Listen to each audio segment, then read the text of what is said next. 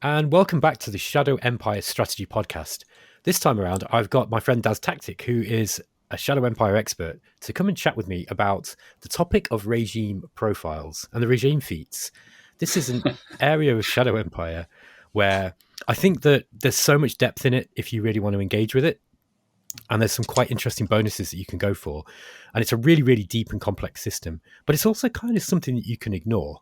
And I think that's one of the wonderful things about it. So Daz, I want you to tell me a little bit about what you think about how the regime profile system works and what you think is interesting about it, or do you use it? Thanks, Ben. Yeah, thanks for having me on, and pleasure as always. So with the actual profiles themselves, I mean, I guess people have I guess you've got to give context to what they actually are and how they sort of then work. From my perspective, they can be an annoyance, I've got to say. So I tend not to worry about them too much, but they do impact when you first sort of set up a game. You do choose which direction you want those profiles to go. And I think that they do help a little bit with your initial characters as to what they like and dislike. And of course, those profiles then, depending on what decisions you make through the game with the different profiles. Actually, I should maybe point out what the profiles actually are right from the start. They fall into three different categories, and so they're sort of like overriding directions for the government. So you've got like a politics profiles, three in there, three inside commerce or society, sorry, and three inside psychology. So you've got these different aspects where that I guess are the motivators for this civilization that you're actually starting. They're also the motivators for individuals within your government or within your group. And so when you choose them at the start, they don't have a massive bearing on what really happens other than just setting up the first few, like the first government departments. Like, for example, the different in your regime, there will be different what do they call them? Like senates, I guess. And so quite often you start with just two of them. And if you hover over them in the game, you'll actually see that they've actually also got their own profile that then goes back to those other profiles as well. So so each actual what am I trying to say? I'm a bit tongue-tied with it all, but each party will actually also have a propensity towards one of these other profiles, and then they'll start asking you to support those profiles, which I find annoying in the game, to be honest. I don't like them.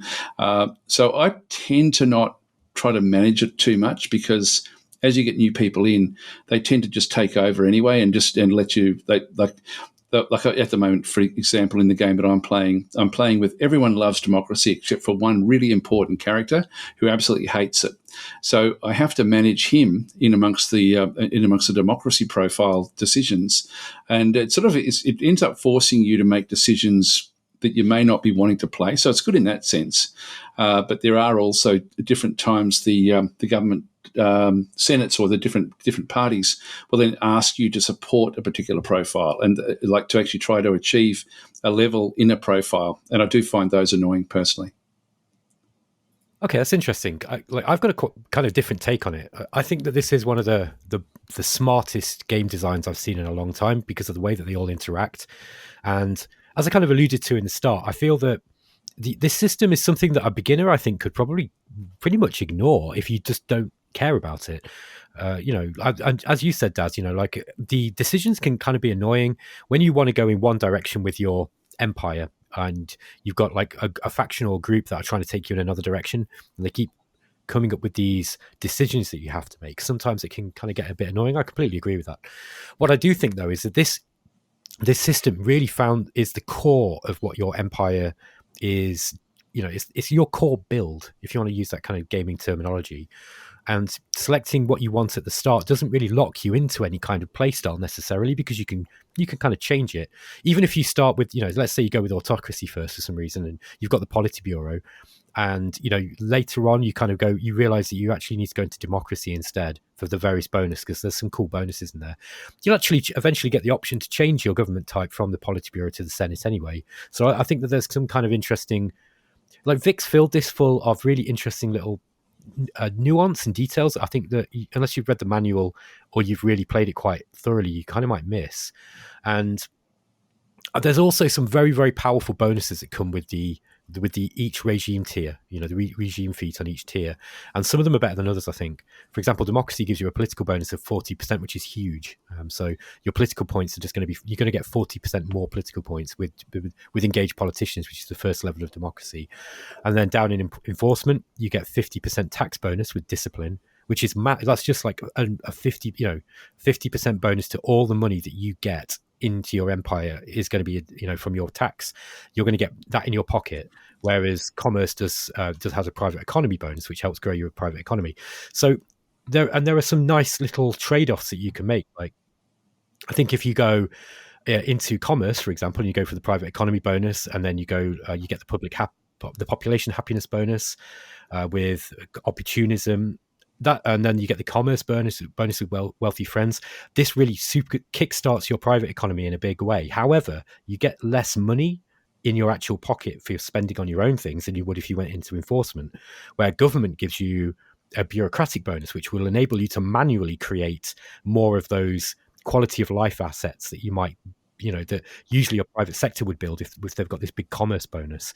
So there's so many choices, and there's different synergies between each one. So I think this is a system that is kind of deeper than it looks. When I was talking about this on my video the other day, I forgot really about what you were saying, which is that this is also intrinsically tied to the way that leaders behave.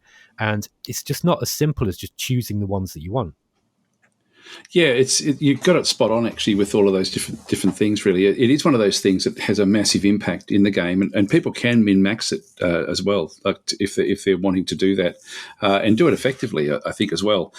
I personally no longer do that. I used to try to sort of go for, as you say, particular levels. And again, to explain what goes on with those levels, within each of the three different categories of profiles, you've then got three different groupings within each category, and whichever one, like wherever they sort of are on the level. Pretty much as soon as they get, over 40% up to, and then right up to sort of 100% of the actual Sure. of all the profiles, they get more and more powerful in the benefit that they give you. And so, yes, you can actually try to be pushing along in a particular direction where you're wanting to get, as you said, like if you are going for democracy, you're going to be getting like all sorts of quality of life bonuses. You're going to get political point bonuses. Meritocracy is going to give you things, for example, like diplomacy, etc., which is like if you're playing on a planet where you've got like a lot of sentient life forms, then meritocracy is a must-have because of the profiles. So it's almost, I tend to find though that I tend to pick at the start of the game and then not really worry too much about it, and just sort of see where it ends up from there. And but quite often, like it doesn't end up where you want it to be. And in the current series that I'm recording, I've got, for example, really really high autocracy because I've had to sort of do it at the expense of where I wanted to be, which was democracy. So, it's exceptionally different than where I thought I'd actually end up being in the game itself. But it is really interesting just the different ways that the profiles do push your whole society in different directions that you may or may not sort of be wanting to have happen.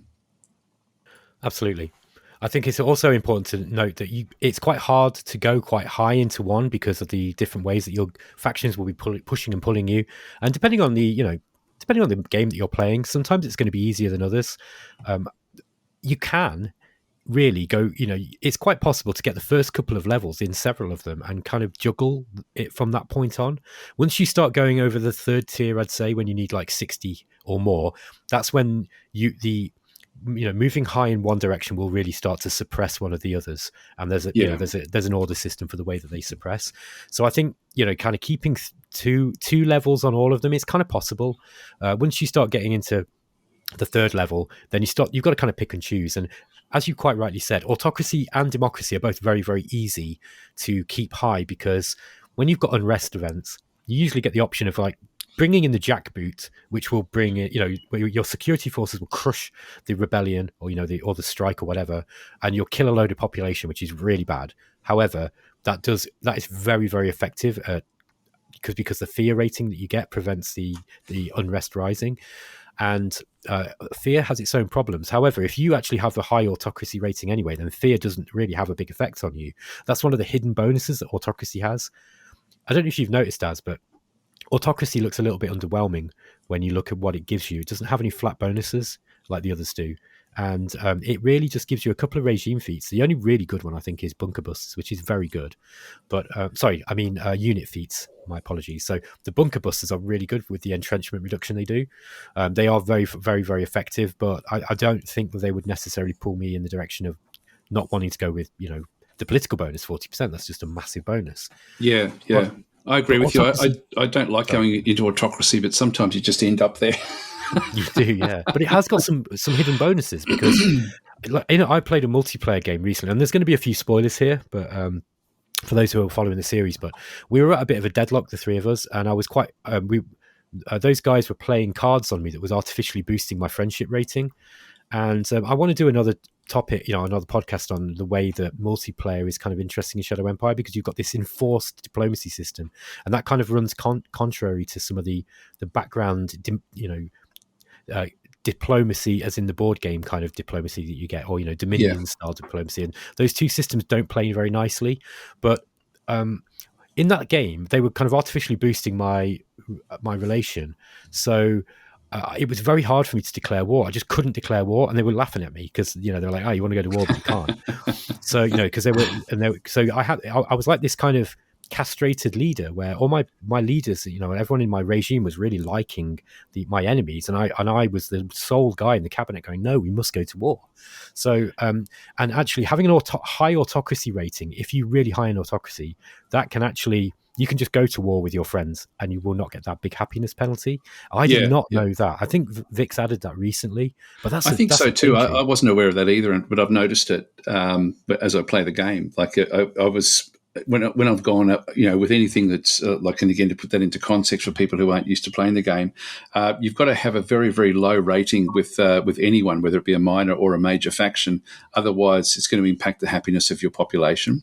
But as in, you need about 20 out of 100, like 20%, connectivity with the other faction, or a positive relationship. So it's very, very low, and so if it gets raised too much, then if you then make a decision that goes against the wants of the people will then become very, very unhappy very quickly. So from what Ben's sort of saying in there is that when you do actually have that, autocracy doesn't seem to sort of kick in that sort of sense. I guess you just make your decision and away you go. Absolutely. But I haven't noticed that until recently. I agree. I think it may have just been added in recently.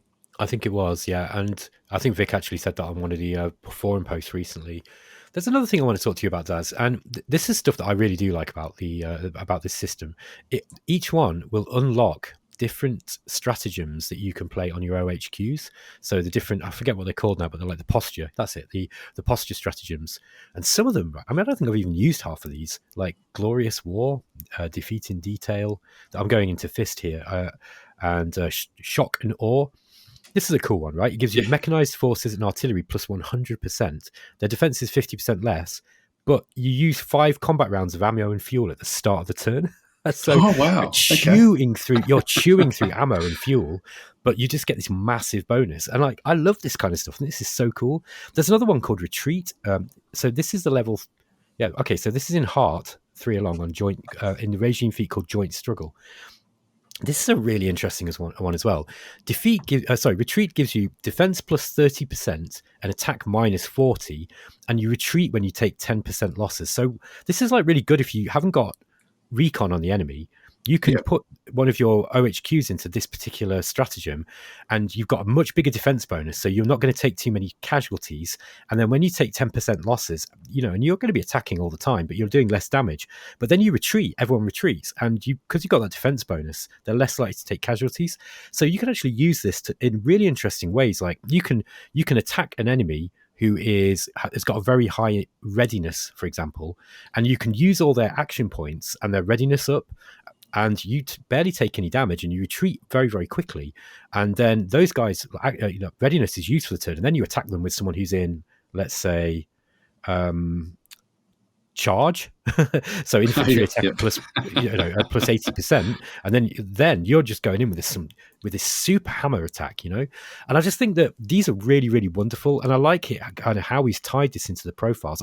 I can see how maybe some people might not like that you do have to kind of explore this kind of tree, or this grid, if you want to call it that. But you don't But need to. Like I think you're right. Like they are sort of hidden away in these profiles. But for the people who don't min max, they won't even know that they're there. So they're not missing out to a large degree.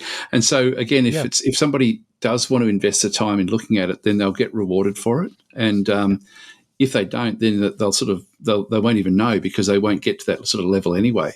So I think it completely still agree. works well for however anyone wants to play the game. And I'm not saying that in a negative way. Like people who don't like min maxing, just like sort of bouncing along into the actual game. And I've got to say that I'm probably more in that category now with Me the too. game than what I used to be. Yeah, it's sort of one of those things where I don't want to be looking at every single little thing to try to sort of do it. But for a lot of people, and particularly with games like Shadow Empire, that is the fun of it, is to actually do the min-maxing and try to sort of figure out the best way to maximize. And you're right, like all those different sorts of stratagems that you can then sort of put onto your units or onto your armed forces, like is really, really interesting. Like with what you can actually then go and do. I wasn't even aware of those, to be honest. That retreat one, I've never Yeah, used it. yeah. I Honestly, hardly ever like, use them, to be honest. I tend to use Blitzkrieg all the time, and yeah. that's about it. The others I tend to just leave it as is, but I should actually have a closer look. It's one of the Some of them great are things great. one of the good things about talking like this is that you then start thinking things. Oh, actually, I might have a look at that. Yeah. Oh, there's so many cool ones, and I'm glad now. I don't know if you've noticed, Daz, but in Oceania, there seems to be more events, or maybe this is just added to the base game in recent patches, but there are more events now that help you with meritocracy, which traditionally was very, very difficult to get past, kind of like halfway up the tree, I'd say, because democracy and autocracy, you are naturally gaining them because you're having to put down worker rebellions. So unless you've gone into one of the other where are we? So if you've gone into Heart, for example, where you get the people loyalty bonus, that's a big one.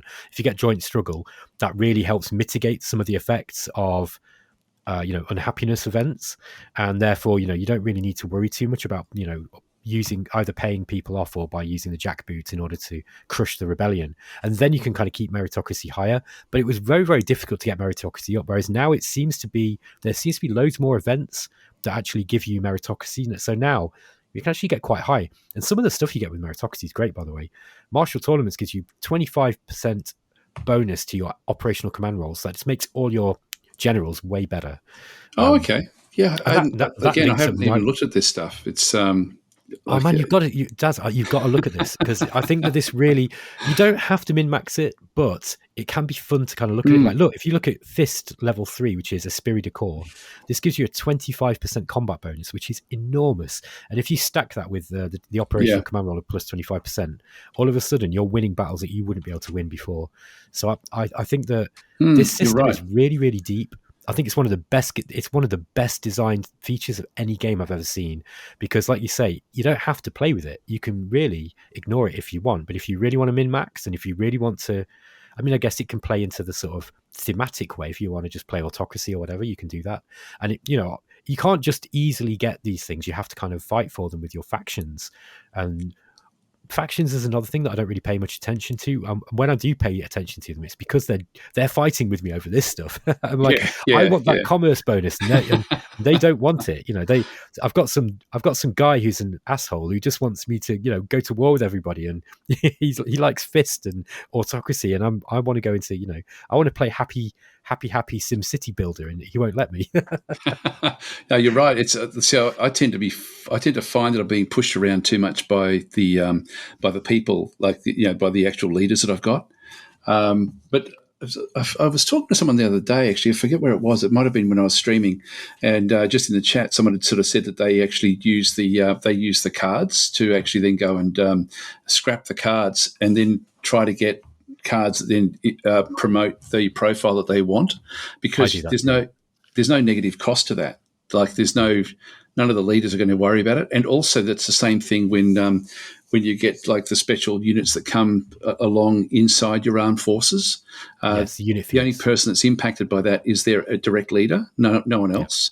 yeah, Which means that you're not actually impacting the whole leadership pool. Whereas a lot of the other, more sort of national decisions that you end up making affect everyone who either likes or dislikes a particular profile.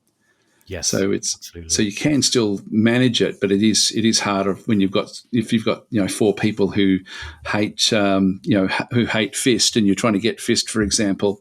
It's very, very hard to sort of push the government in that direction. Yeah, absolutely. So, yeah, I think we've probably about covered it, haven't we, Daz? What do you reckon? Yeah, I think so. I think it's you're trying to keep these fairly short and sharp. So, Yeah. but Well, that was you know me, interesting Daz. I could to talk get your about this all perspective. day. Yeah, Sorry. Yeah, I could talk about this stuff all day, and I will do if I'm allowed to. So I'm getting every now and again I get people say, "Hey, make shorter videos, please." yeah, I get the same. Yeah, we're very similar in that respect. Hey, thanks for joining me, Daz. Do you want to do another one of these again sometime? Yeah, no, these are great. I love the passion that gamers have for their games, and it's one of those things where when you can talk about it like this, it's I find it really, really interesting just from my own, like, I've even just discussing this today, I'm thinking, okay, I have to have a closer look at all of this stuff, because I no longer really look at it in any great depth, and really I probably should go back and start to min max a little bit more. Here's a cool one. In martial tournaments, which is over 60% in Meritocracy, you get this unit feature called the champion. And this guy, every time the troops he's embedded with, they get a hit on an enemy, he just gives them a coin flip chance to kill it immediately. So Oh that's wow, a cool one. Yeah, that's like seriously. What I like about Vic's design is he doesn't do anything by halves. Even no, these very early bonuses give you massive bonuses. 40% political points. Morale bonus 40% with heart is the first one you get. Friendship in heart gives you 40% character loyalty bonus. That. If you don't, by the way, if you don't like doing the decisions, if you hate the decisions because they annoy you, go autocracy at the start of the game. Then you get a polity bureau and you get way less decisions. And then you can go into heart, which gives you the friendship bonus, and then all your characters like you more. So they start making less demands of you, and you get less of the negative decisions. So that's a that's good something idea. you can do. Yeah, that's a great idea, actually. Yeah, it's yeah, no, it's cool. Yeah, and even like just looking at the politics, the autocracy one there. Above 40, it also starts reducing some of the negative effects of fear in your zones as well. So Mm. yeah, it really does sort of. They do incredible things. Actually, I really haven't had a close look at these for such a long time. I But remember I actually linked you did a video on this stuff way back in your tip series, and I linked people to it. But so I advise people to go and check that video out, and then go and watch. Then Daz is going to be re-recording it because now he's got some new ideas. yeah. Well, I think with that series, like I was doing deep dives into things, and whereas I don't tend to play that way with the game anymore. I just tend to sort of go with the flow largely, Yeah. and but it's sort of it is enjoyable to actually do these deep dives, isn't it? Yep, absolutely. Hey, well, Daz, thanks for joining me again, and I will catch everybody later. Now, just remember, folks, the whole reason why we're doing this is because we want to generate some discussion. So please leave some comments anywhere you like. If it's on the YouTube, if I've put it on Reddit, just talk wherever you like. Just get chatting with people and give us some feedback. Let us know what you think. I know that Vic likes to listen to these as well, and it's kind of like nice feedback for him so he can improve the game. And he can kind of like just sometimes he just pops up and corrects kind of mistakes that I've made with the way that I'm understanding things, and then everybody else gets to see that too. So yeah, it's really, really helpful if we just could generate a bit of discussion, because this goes towards making the game a better game. Okay, thanks Absolutely. Daz, and thanks everyone. Thanks, Ben. Take care. See you next time, guys. Bye.